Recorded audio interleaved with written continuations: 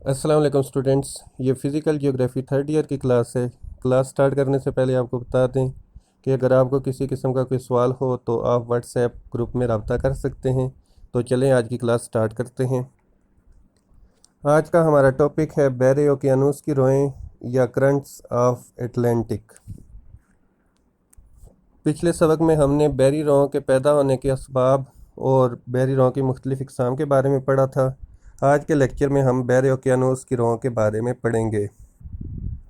बहरे ओकियानूस में बहने वाली बहरी रोआं एक ख़ास नमूने का इज़हार करती हैं। रोआं के इस बहाव से बहरे ओकियानूस शुमाली और जनूबी में रोआं का एक एक दायरवी नमूना बनता है। लिहाजा हम बहरे ओकियानूस की रोआं को दो हिस्सों में तकसीम करके पढ़ते हैं।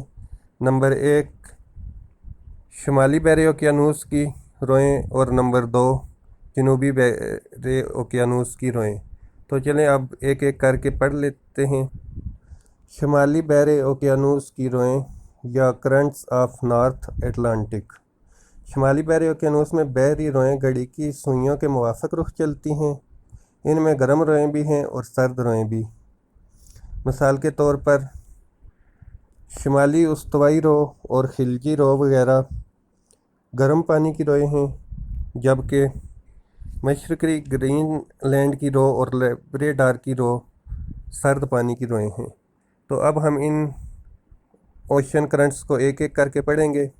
नंबर 1 शुमाली उस्तवाई रो या नॉर्थ इक्वेटोरियल करंट। यह ख़त्ते उस्तवा के शुमाल में चलती है। यह गर्म पानी की रो है। शुमाल मशरक़ी तजारती हवाओं के ज़ेर असर इसका रुख मशरक़ से मगरब होता है। कुछ फासले पर जनूबी उस्तवाई रो की एक शाख भी इसमें मिल जाती है। यहाँ से यह मुश्तरका रो कैरेबियन की जानिब बहना शुरू कर देती है। नंबर 2 खिलजी रो या गल्फ़ स्ट्रीम। ये रो बड़ी तेज़ी से फ्लोरिडा और क्यूबा के दरमियानी तंग रास्ते से निकलती है और खलीज मेक्सिको की वजह से इसे खिलजी रो कहते हैं। ये रो यूएसए के मशरक़ी साहिल के साथ साथ शुमाल को बहती है। नंबर 3 शुमाली ओकियानूस की ड्रिफ्ट या नॉर्थ एटलांटिक ड्रिफ्ट। ये खुले समंदर में मगरब से मशरक़ को बहती है। इसका पाट बहुत चौड़ा और रफ्तार बहुत कम है। वस्ती समंदर से आगे इसकी कई शाखें हो जाती हैं। नंबर 4 सरगासो समंदर या सरगासो सी। शुमाली बहरुल-काहिल में बहने वाली इन रोओं के निज़ाम से एक मरबूत चक्कर बन जाता है, जिसके वसत में पानी कदरे साकत रहता है। इस इलाके को सरगासो समंदर या सरगासो सी कहते हैं। मशरक़ी ग्रीनलैंड की रो या ईस्टर्न ग्रीनलैंड करंट। यह सर्द पानी की रो है जो जज़ीरा ग्रीनलैंड के मशरक़ी साहिल के साथ साथ बहरे मुंजमद शुमाली के इलाकों से शुमाल से जनूब की तरफ चलती है। लेब्राडोर की रो या लेब्राडोर करंट।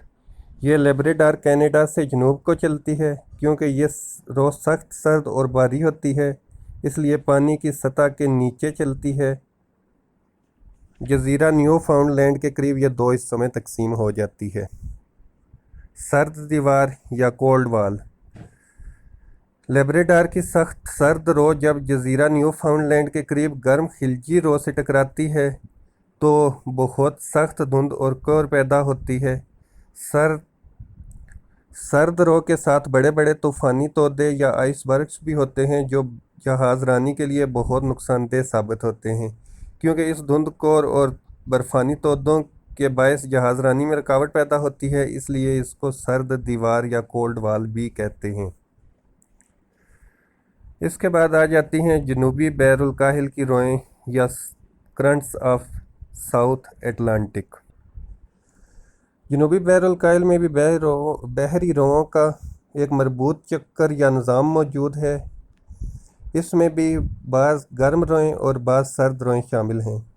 जैसे जनूबी उस्तवाई रो या साउथ इक्वेटोरियल करंट गर्म पानी की रो है, जबकि फॉकलैंड रो या फॉकलैंड करंट सर्द पानी की रो है।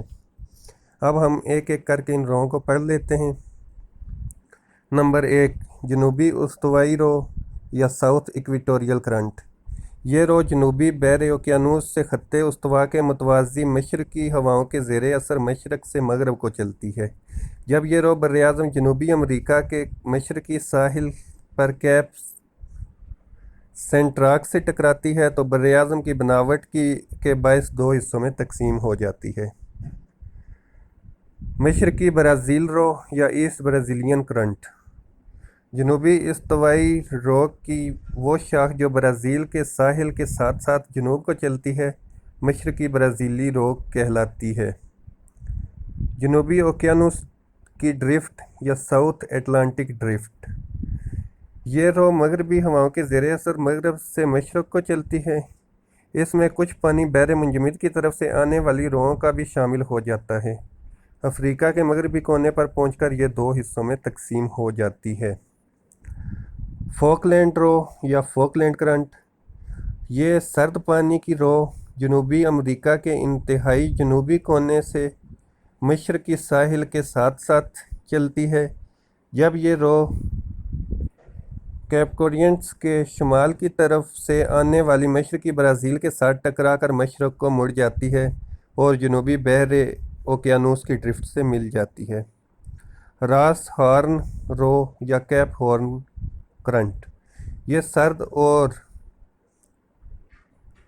راس ہارن کے جنوب میں مغرب سے مشرق کی طرف چلتی ہے۔ بحر منجمد جنوبی ڈرفٹ یا ساؤتھ کولڈ ڈرفٹ۔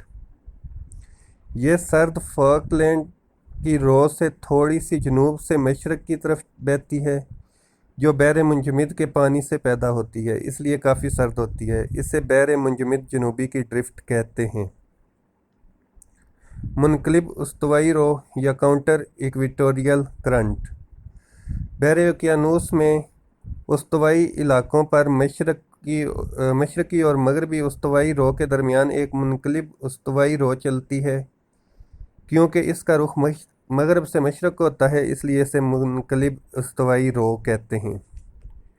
یہ تو طلباء یہ تھا آج کا ہمارا ٹاپک۔ آج کے ٹاپک میں ہم نے بحر اوقیانوس کی روؤں کے بارے میں پڑھا۔